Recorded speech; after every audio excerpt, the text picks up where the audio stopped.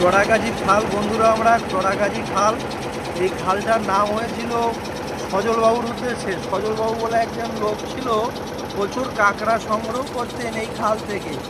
এই খাল থেকে মিনিমাম তিনি 40-50 লাখ টাকার কাঁকড়া এক সিজনে ধরতেন। তিনি খুব কাঁকড়া ধরায় পারদর্শী একজন ছিলেন। তার নাম মাজা পড়া সজলবাবু। তিনি বহুদিন থেকে মাজার সমস্যায় ভুগছিলেন। এই কাঁকড়া ধরতে ধরতে তার মাজার সমস্যা দেখা দেয়। এই সেই খাল, বহুত কাঁকড়া তিনি সংগ্রহ করেছেন এই খাল থেকে। আর এই যে ঈগল পাখি দেখালাম বন্ধুরা তোমাদের সামনে, যে ঈগল পাখি,